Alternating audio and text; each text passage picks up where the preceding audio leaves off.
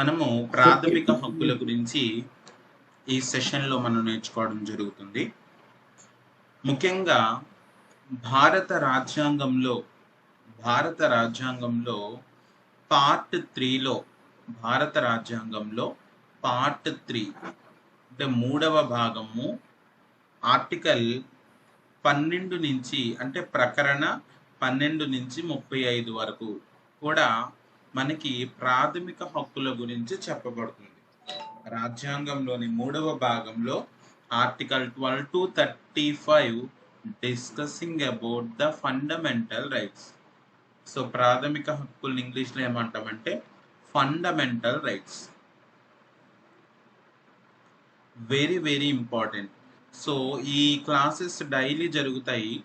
ప్రాథమిక హక్కులు చాలా ఇంపార్టెంట్ కేసెస్ కూడా వస్తాయి.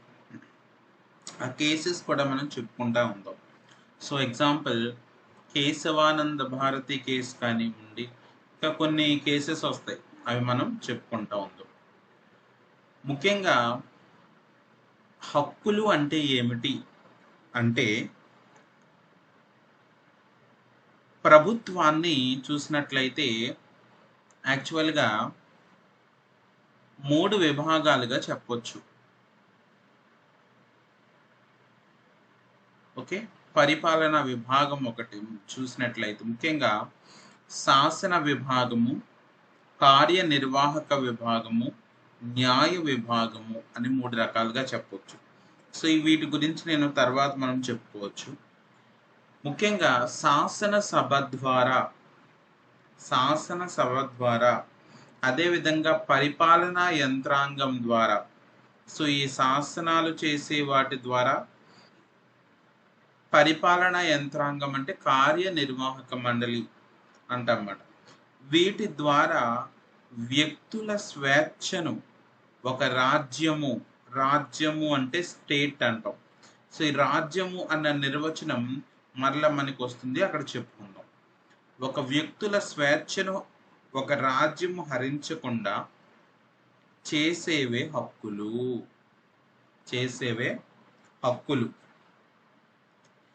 ఒక ఇంపార్టెంట్ పాయింట్ ఇది, మీరు పక్కన నోట్ చేసుకోండి. మీకు ఈ పీడిఎఫ్ ఈ క్లాస్ అయిన తర్వాత మీకు పీడిఎఫ్ పంపబడుతుంది. Okay right. అయితే జాగ్రత్తగా చూడండి. ఈ క్లాస్లో నేను ఒక ఇంపార్టెంట్ పాయింట్, ఇది మీరు నోట్ చేసుకోండి పక్కన. ఈ పీడిఎఫ్లో నేను మెన్షన్ చేయలేదు, కానీ నోట్ చేసుకోండి ఒకసారి. హెచ్జే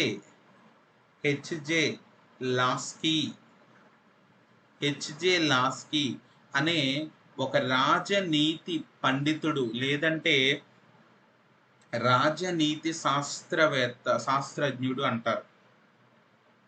ఈయన ఒక విషయం చెప్తాడు. ఏంటంటే, ఒక ప్రభుత్వం యొక్క గొప్పతనం అనేది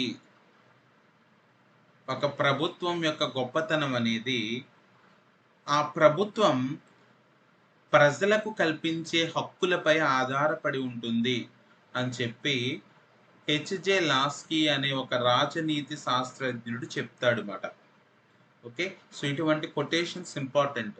ఎప్పుడు కూడా గ్రూప్ 1 లాంటి ఎగ్జామ్స్ రాసేటప్పుడు ఎస్సే రైటింగ్లో ఇటువంటి కొటేషన్స్ మనకు అవసరం, గుర్తుపెట్టుకోండి.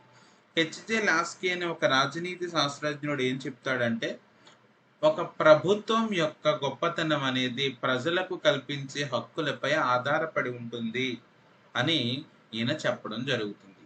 ఆ పాయింట్ గుర్తుపెట్టుకోండి. హక్కులు అంటే ఏంటి మనం చెప్పుకున్నాం. శాసనసభ ద్వారా కానీ, పరిపాలనా యంత్రాంగం ద్వారా కానీ ఒక వ్యక్తి యొక్క స్వేచ్ఛను రాజ్యం హరించకుండా చేసేవే హక్కులు. ఓకే, సో ఈ హక్కులు 2 రకాల హక్కులుగా చెప్పుకోవచ్చు మనం. ఒకటి నైతిక హక్కు, రెండవది చట్టబద్ధమైన హక్కులు. నైతిక హక్కులు, చట్టబద్ధమైన హక్కులు. నైతిక హక్కులు అంటే ఏంటి? జనరల్గా ఈ యొక్క ప్రజల యొక్క నమ్మకాలపై ఆధారపడి ఉంటాయి అన్నమాట.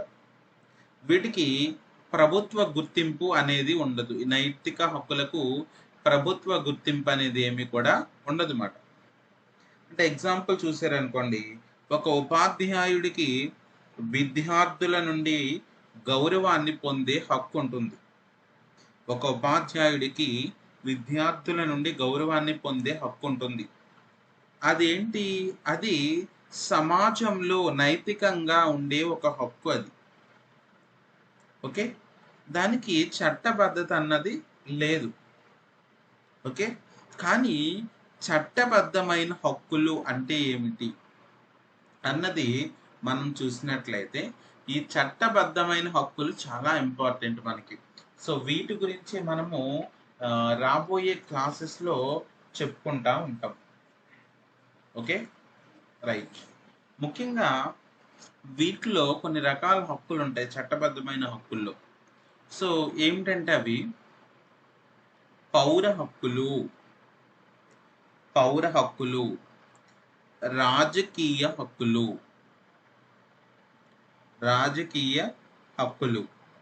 ఆర్థికమైన హక్కులు. ఓకే, సాంస్కృతిక హక్కులు. అంటే చెప్పాలంటే సమాజంలో ఒక పౌరుడు ఉన్నాడంటే ఆ పౌరుడు కులానికి, మతానికి, జాతి ఈ వివక్షతలు లేకుండా ఆ పౌరుణ్ణి చూడాలి అంటే అది అతనికి ఉన్న హక్కు మాట, సమానత్వం. సో వీటి గురించి మనం ప్రాథమిక హక్కుల్లో చెప్పుకుంటాం. రాజకీయ హక్కు, ఆర్థికపరమైన హక్కు అంటే ఏంటి? ఒక వ్యక్తికి కనీస వసతి ఉండాలి, జీవన భృతి ఉండాలి, సో ఆకలి నుంచి రక్షణ కలగాలి, ఇటువంటివన్నీ ఉంటాయి. ఓకే, సో వీటన్నిటికీ చట్టబద్ధత అనేది ఉన్నది. అటువంటి చట్టబద్ధమైన హక్కులు ఇంపార్టెంట్ మనకి. Okay, right. ఇప్పుడు ప్రాథమిక హక్కులు అని చెప్తున్నాం. ప్రాథమిక హక్కులు అంటే ఏంటంటే మెయిన్ ఇవి చట్టబద్ధమైన హక్కులు. ఈ చట్టబద్ధమైన హక్కులకు రాజ్యాంగంలో స్థానం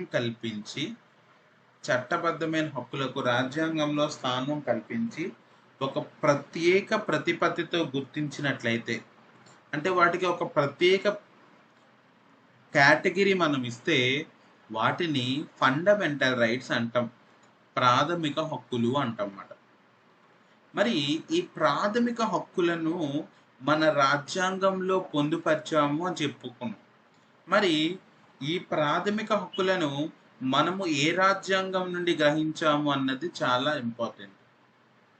ఓకే, సో మనము అమెరికా రాజ్యాంగం నుండి, అమెరికా సంయుక్త రాష్ట్రాల యునైటెడ్ స్టేట్స్ ఆఫ్ అమెరికా ఆ రాజ్యాంగం నుండి మనము ఈ ప్రాథమిక హక్కులను గ్రహించడం జరిగింది. ఓకే, సో అమెరికా రాజ్యాంగంలో మరి ప్రాథమిక హక్కులను ఏమని పేర్కొంటారు అంటే బిల్ ఆఫ్ రైట్స్ అని పేర్కొంటారు. Bill of rights important. Okay, ఈ పాయింట్ ఇంపార్టెంట్, రైట్. మరి మొట్టమొదటిగా ఈ యొక్క హక్కులు, ప్రాథమిక హక్కులు అనేది ఎక్కడి నుంచి వచ్చింది? First important. మొట్టమొదటిసారిగా ఇంగ్లాండ్ దేశంలో మొట్టమొదటిగా మాగ్నా కార్టా అనేవారు అన్నమాట. మాగ్నా కార్టా అంటే అక్కడ గుర్తించడం జరిగింది. మాగ్నా అంటే పెద్ద అని. యాక్చువల్గా ఇవి లాటిన్ భాషకు చెందినవి. లాటిన్ భాష అంటే లాటిన్ భాషలో మాట చెప్పాలంటే పెద్ద ఒప్పందం అంటమాట. కార్టా అంటే ఒప్పందం. మాగ్నా కార్టా 1215 సంవత్సరంలో కింగ్ జాన్ ఎడ్వర్డ్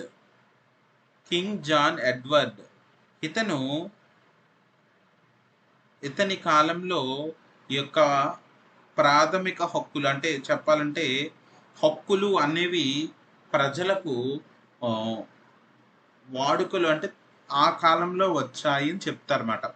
అంటే ఈ ప్రాథమిక హక్కులకు మూలం ఎక్కడ అంటే ఇది మాట, మాగ్నా కార్టా. ఓకే, మరి ఏముండేవి మాగ్నా కార్టాలో అంటే స్వాతంత్ర్యం గురించి, ఆచారాల గురించి, న్యాయ పాలన గురించి ఈ మాగ్నా కార్టాలో చెప్పబడ్డాయి. Okay, right. మరి అమెరికాలో ఈ బిల్ ఆఫ్ రైట్స్ ఏ సంవత్సరంలో వచ్చిందంటే 1776. ఓకే, మనం చెప్పుకున్నాం కదా బిల్ ఆఫ్ రైట్స్ అని. మరి 10 సవరణలు చేయబడ్డాయి వీటికి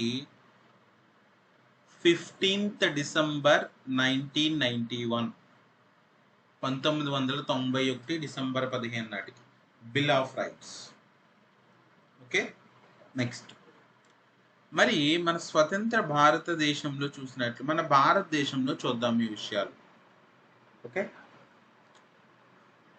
అమెరికాలో చూసాము, వీళ్ళ బిల్ ఆఫ్ రైట్స్ నుంచి గ్రహించామని చెప్పుకున్నాము. ముఖ్యంగా 1895 సంవత్సరంలో లోకమాన్య అనే బిరుదు ఎవరికి ఉంది మర్చిపోకూడదు, బాలగంగాధర్ తిలక్ గారికి. ఈ లోకమాన్య బాలగంగాధర్ తిలక్ గారు స్వరాజ్య అనే బిల్లులో ఈయన హక్కుల గురించి, ముఖ్యంగా ప్రాథమిక హక్కుల గురించి మొట్టమొదటిసారిగా ప్రస్తావించడం జరిగింది. అయితే 1911 సంవత్సరంలో భారత జాతీయ కాంగ్రెస్ సమావేశం కలకత్తాలో జరిగింది.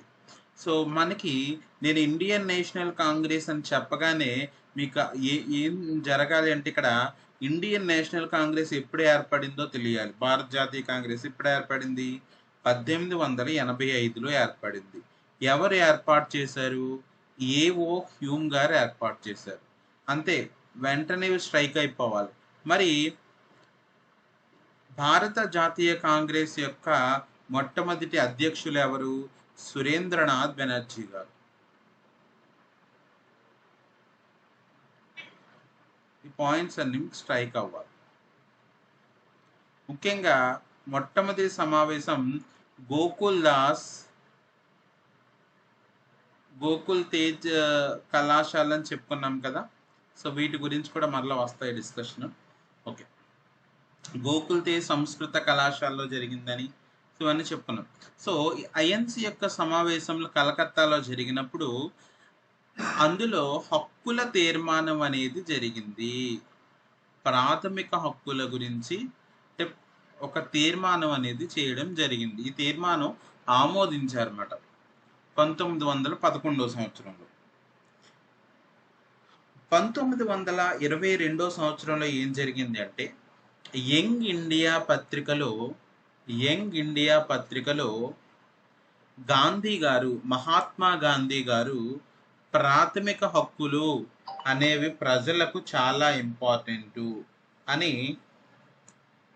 ఆయన చెప్పడం జరిగింది.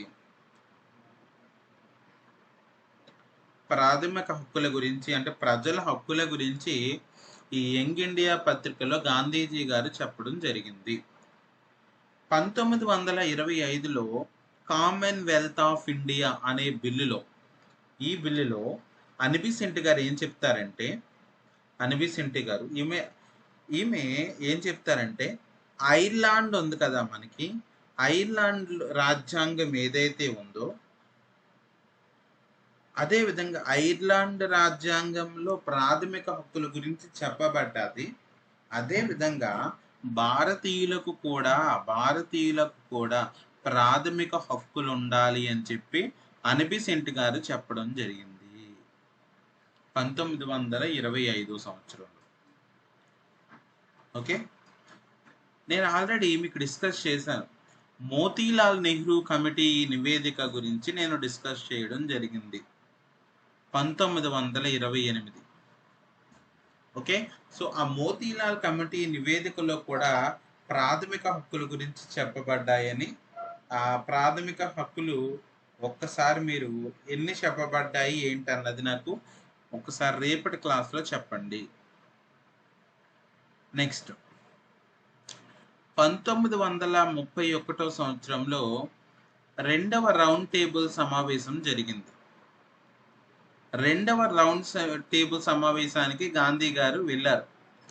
అక్కడ మీరు గాంధీ గారు ఏం చెప్పారంటే భావి రాజ్యాంగంలో అంటే మీరు ఏర్పాటు చేయబోయే రాజ్యాంగంలో అంటే భారత రాజ్యాంగంలో ఖచ్చితంగా ప్రాథమిక హక్కుల ప్రస్తావన ఉండాలి అని మహాత్మా గాంధీ గారు చెప్పడం జరిగింది.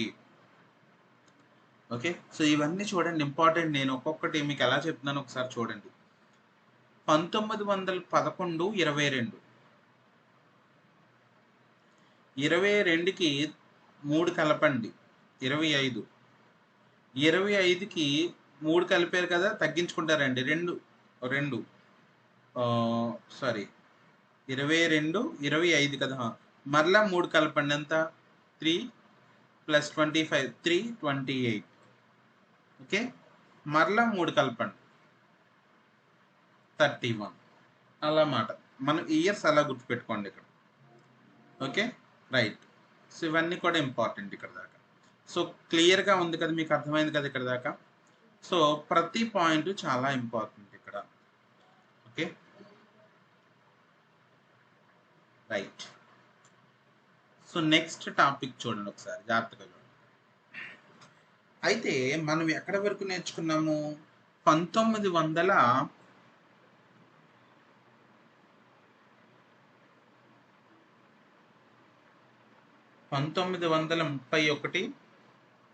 మోతీలాల్ కమిటీ నివేదిక గురించి చెప్పుకున్నాం. ఇదే 1931లో కరాచీలో వి పటేల్ అని రాస్తే ఇక్కడ గుర్తుపెట్టుకోండి, వల్లభాయ్ పటేల్, సర్దార్ వల్లభాయ్ పటేల్. మీకు ఒక పేరు గుర్తు రాగానే ఆయన గురించి నేను ఏమైనా చెప్పానా అన్న క్లాస్ మీకు గుర్తు రావాలి. సో వల్లభాయ్ పటేల్ గారి యొక్క జన్మదినం అక్టోబర్ 31. అక్టోబర్ 31న మనం ఏమని జరుపుకుంటాము? ఇంపార్టెంట్, జాతీయ ఏక్తా దివస్.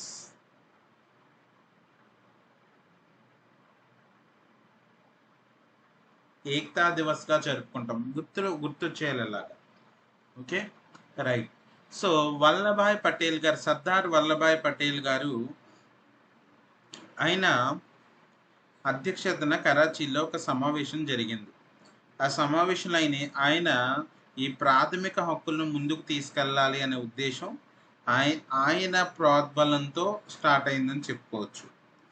మనకి జనవరి 24, 1947లో రాజ్యాంగ పరిషత్తు వల్లభాయ్ పటేల్ గారి అధ్యక్షతన, ఈయన అధ్యక్షుడు మాట, ఈయన అధ్యక్షుడిగా ఉండి 54 మందితో ఒక సలహా సంఘాన్ని ఏర్పాటు చేశారు. Sir excuse me sir, sir PDF display కావడం. రైట్.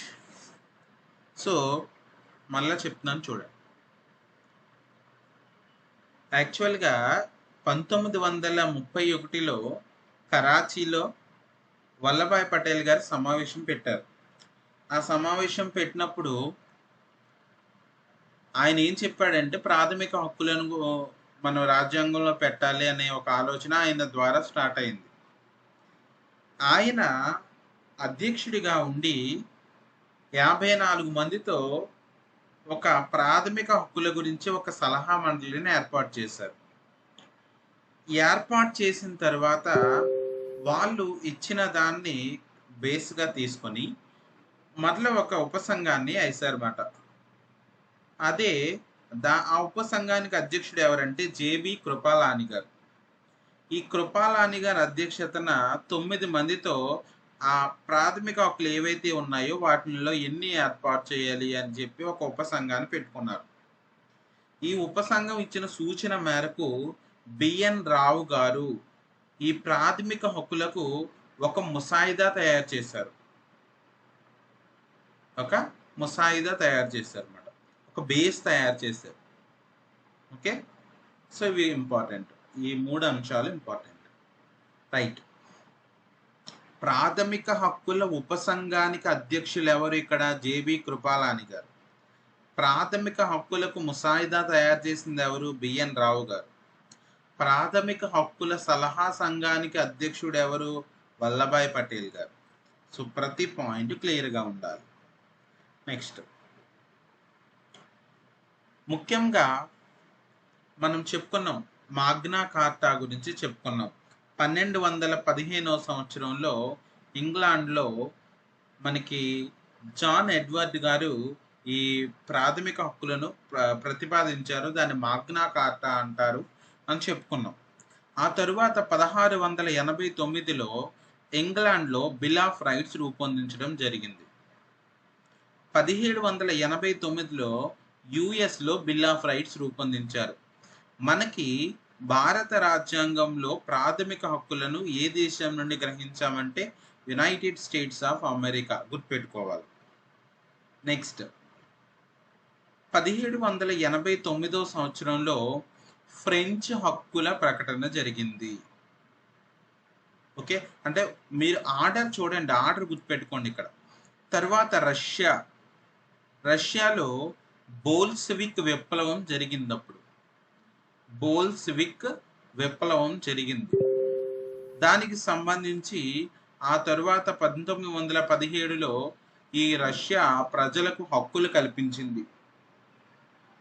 1948లో ఐక్యరాజ్య సమితి విశ్వ మానవ హక్కుల ప్రకటన చేయడం జరిగింది 1948లో.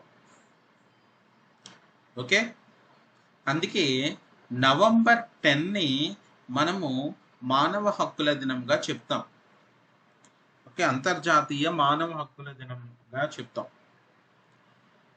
1948 నవంబర్ 10న ఐక్యరాజ్య సమితి విశ్వ మానవ హక్కుల ప్రకటన చేయడం జరిగింది.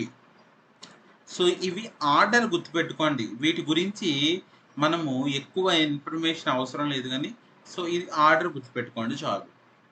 ఓకే, ఎన్ని కాంపిటేటివ్ ఎగ్జామ్కి ప్రిపేర్ అయ్యేటప్పుడు దాని ఏది మనకి ఇంపార్టెంట్ ఆ విషయాలు మనం నేర్చుకోవాలి.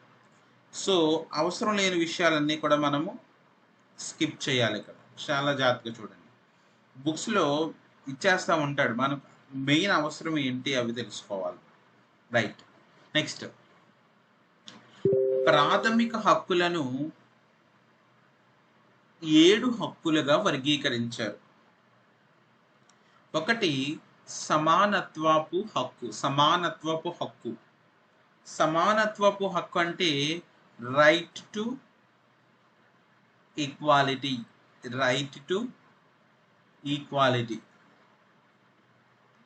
ఆర్టికల్ 14 నుంచి ఆర్టికల్ 18 వరకు కూడా సమానత్వపు హక్కు గురించి చెప్పడం జరిగింది. ఒక వ్యక్తి స్వేచ్ఛ, అదేవిధంగా స్వాతంత్రం. ఈ హక్కు వ్యక్తి స్వేచ్ఛ స్వాతంత్రపు హక్కు ఆర్టికల్ 19 నుంచి 22 వరకు చెప్పబడ్డది. ఆర్టికల్ 19 నుంచి 22 వరకు.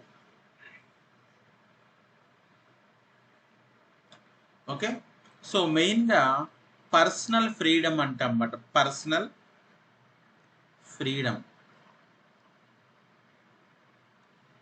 ఆర్టికల్ 23, 24 పీడనాన్ని నిరోధించే హక్కు.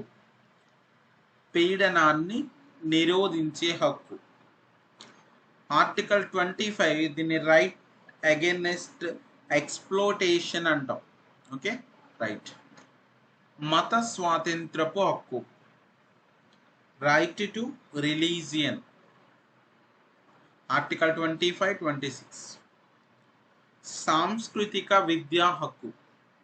జనరల్గా మనం చదువుకున్నప్పుడు సాంస్కృతిక విద్యా విషయక హక్కు అని చదువుకుంటాం.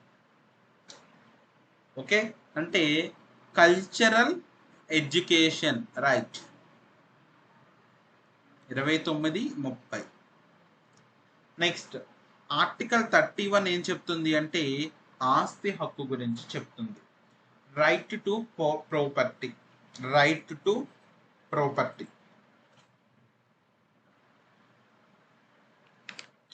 ఆర్టికల్ 32 రాజ్యాంగ పరిహార హక్కు గురించి చెప్తుంది.